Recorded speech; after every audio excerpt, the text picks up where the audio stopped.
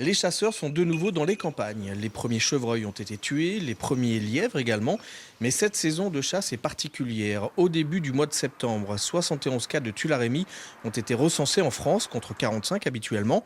Certes, cela peut paraître peu, mais cette maladie véhiculée par les tiques se transmet à l'homme. Elle apparaît brutalement, c'est une forte fièvre, des frissons, un malaise général avec des courbatures ou des douleurs articulaires, voire des maux de tête ou des nausées.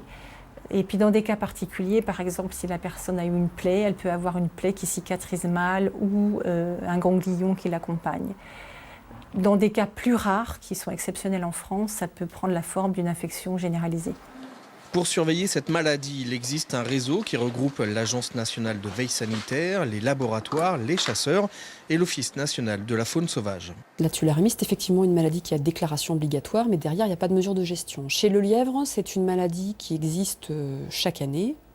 C'est une maladie qu'on appelle sporadique individuelle, c'est-à-dire que vous avez des cas ponctuels de mortalité de lièvre, vous n'avez pas de grandes épidémies, c'est des cas ponctuels de mortalité de lièvre. Allez, Blanche. Mais les premières vigies sont bien les chasseurs. Ce sont eux qui font remonter les cas suspects. Soit vous le trouvez mort, donc là, vous ne voyez pas de traces de plomb, vous ne voyez pas de trucs particuliers, donc vous êtes en mesure de vous poser la question. Soit vous levez un animal qui vous paraît amaigri, vous voyez un animal amaigri qui ne court pas vite, c'est une des deuxièmes symptômes. Viens ici, viens ici, dépêche-toi. J'ai un petit sac, moi, toujours. Voilà, donc vous en servez comme gant. Vous prenez votre animal, vous retournez la pochette, hop, vous le mettez. Et il est récupéré par un technicien pour analyse. Enfin, si vous vous promenez en forêt, mettez de préférence des manches longues, des pantalons et vérifiez bien l'absence de tiques sur votre peau et celle de votre chien.